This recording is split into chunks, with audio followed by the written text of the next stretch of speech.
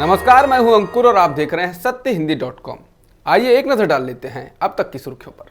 Corona की तीसरी लहर को लेकर कार्डियक सर्जन और नारायण हेल्थ के अध्यक्ष और संस्थापक देवी शेट्टी ने भारत को चेताया है। उन्होंने टाइम्स ऑफ इंडिया में लिखे लेख में कहा है कि तीसरी लहर में मुख्य रूप से बच्चों पर हमला होने की आशंका है। देवी शेट्टी ने महाराष्ट्र सरकार द्वारा तीसरी लहर के दौरान कोविड संक्रमित बीमार बच्चों के प्रबंधन के लिए एक टास्क फोर्स बनाए जाने का भी हवाला दिया है। वह कहते हैं कि पहली दौर के दौरान वायरस ने मुख्य तौर पर बुजुर्गों और दूसरी लहर में युवाओं पर हमला किया। फिर वही आगे कहते हैं कि तीसरी लहर में बच्चों पर हमले की आशंका है, क्योंकि अधिकतर युवा या तो पहले ही संक्रमित हो चुके होंगे या फिर उनमें एंटीबॉडी बन चुकी होगी। छत्तीसगढ़ के मुख्यमंत्री भूपेश बघेल के द्वारा गुरुवार को किए गए फैसले की खूब तारीफ हो रही है। बघेल ने ट्वीट कर बताया है कि उनकी सरकार ने कोरोना काल से पहले प्रदेश में नए विधानसभा भवन, राजभवन, मुख्यमंत्री निवास, मंत्रीगणों व वरिष्ठ अधिकारियों के आवास, नए सर्किट हाउस इत्यादि के निर्माण कार्य का शिलान्यास किया था, लेकिन संकट के इस समय में इन सभी निर्माण कार्य पर रोक लगाई जा रही है। बघेल ने कहा कि उनके नागरिक ही उनकी प्राथमिकता हैं।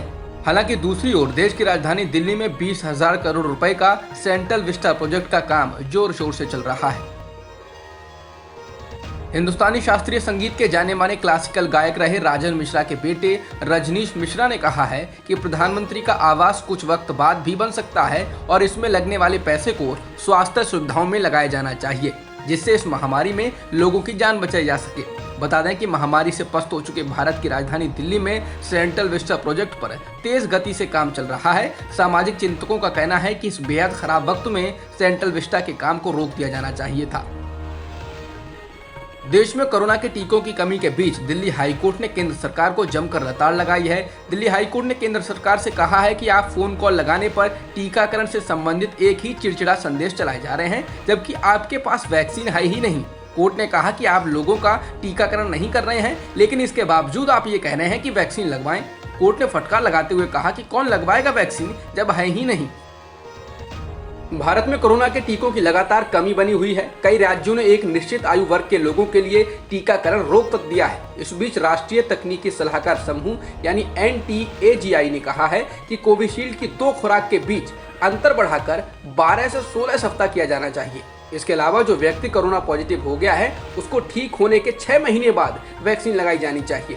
बता दें, अभी कोविशील्ड की एक खुराक लगाने के बाद दूसरी खुराक लगाने के बीच 4 से 8 हफ्तों का अंतर रखा जाता है। इसके अलावा जो लोग कोरोना से संक्रमित होकर ठीक हो गए हैं उनके टीकाकरण को लेकर US centres for disease control and prevention ने कहा है कि उनको 90 दिनों के बाद वैक्सीन लगवानी चाहिए। भारत में टीकाकरण को लेकर जबरदस्त मारामारी मची है। कोरोना की दूसरी लहर में हुई तबाही के बाद सभी लोग चाहते हैं कि उन्हें जल्द से जल्द टीका लग जाए, लेकिन हालात इतने खराब हैं कि दिल्ली सरकार कहती है कि उसके पास टीके नहीं हैं और वह अपने 100 से ज्यादा टीकाकरण केंद्रों को बंद करने के लिए मजबूर है।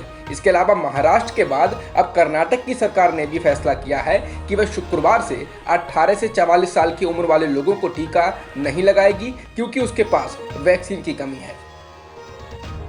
रूस की corona vaccine Sputnik V Bharat पहुंच चुकी है और अगले हफ्ते से बाजार में उपलब्ध होगी। नीति आयोग के सदस्य VK पॉल ने जानकारी दी है। उनके मुताबिक पहली खेप आ चुकी है और अधिक वैक्सीन भी रूस से आने वाली है। इसके अलावा स्पुतनिक V वैक्सीन का भारत में उत्पादन जुलाई से शुरू किया जाएगा। भारत 15.6 करोड़ रूसी वैक्सीन का उत्पादन करने जा रहा है।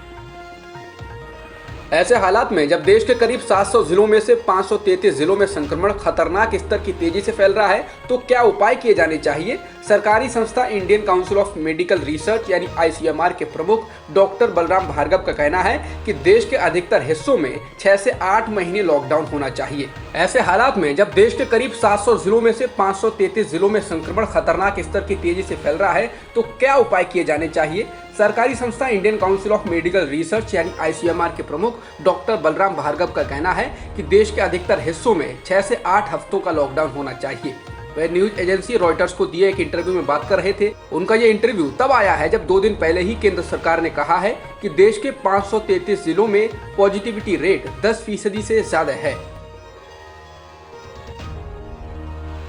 मेडिकल एक्सपर्ट्स के अनुसार जिन लोगों को कोरोना हो गया है और लक्षण नहीं है या हल्के लक्षण हैं, उनको होम आइसोलेशन में ही रहना चाहिए। इसके बाद सवाल उठता है कि कितने दिनों तक उनको होम आइसोलेशन में रहना चाहिए। क्या सभी लक्षण खत्म होने के बाद भी घर पर ही आइसोलेटेड रहना चाहिए?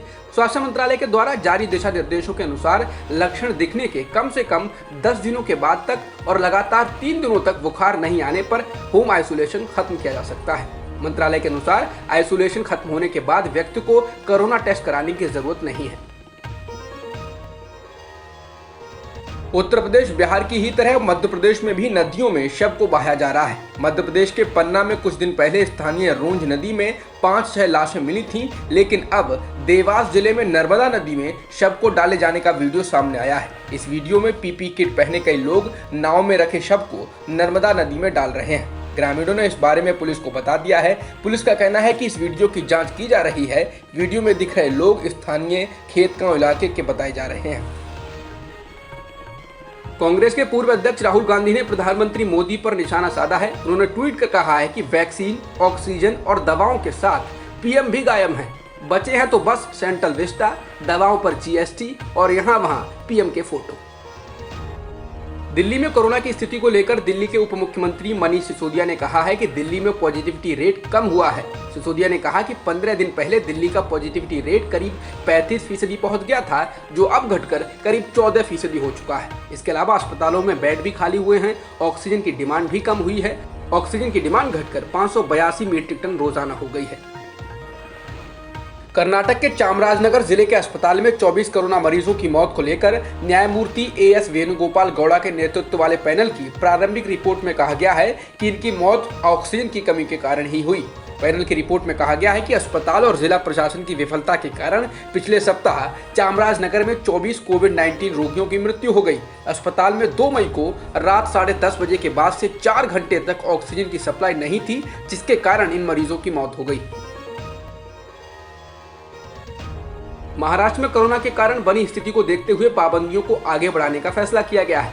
पीटीआई के अनुसार राज्य सरकार ने अब 1 जून तक पाबंदियों को बढ़ा दिया है। बिहार में भी लॉकडाउन के समय को 10 दिन के लिए बढ़ा दिया गया है। अब राज्य में 16 मई से 25 मई तक के लिए पाबंदियां लागू रहेंगी। इससे पहले 5 मई से लगाए गए पहले लॉकडाउन की अवधि 15 मई को खत्म होनी थी।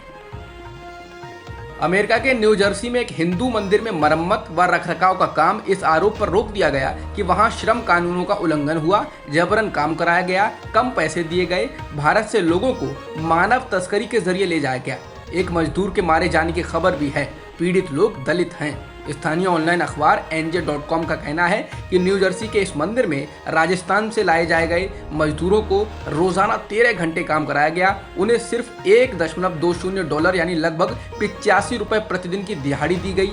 रॉबिन्सविल के स्थानीय प्रशासन ने काम रुकवा दिया और एक मुकदमा दायर कर दिया है।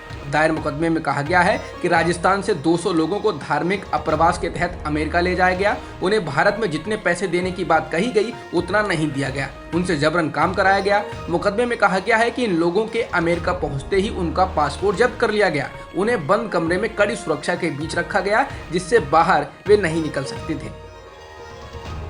बंगाल में बीजेपी के 77 विधायकों की सूची घटकर अब 75 हो गई है। पार्टी आलाकमान के कहने के बाद 2 विधायकों ने इस्तीफा दे दिया है। ये वो विधायक हैं जिन्होंने सांसद रहते हुए विधायकी का चुनाव लड़ा था और जीत गए हैं, जिसके बाद स्पीकर को इस्तीफा सौंपने वाले निशित प्रामाणिक और जगन्नाथ सरकार का कहना है कि बंगाल में नतीजे हमारे मुताबिक नहीं आए। अगर हम सरकार बनाते तो हमको कुछ विशेष भूमिका दी जाती, लेकिन हमारी पार्टी चुनाव हार गई है, तो पार्टी ने कहा है कि हमको सांसद ही बने रहना चाहिए और विधायक के पद से इस्तीफा दे देना चाहिए।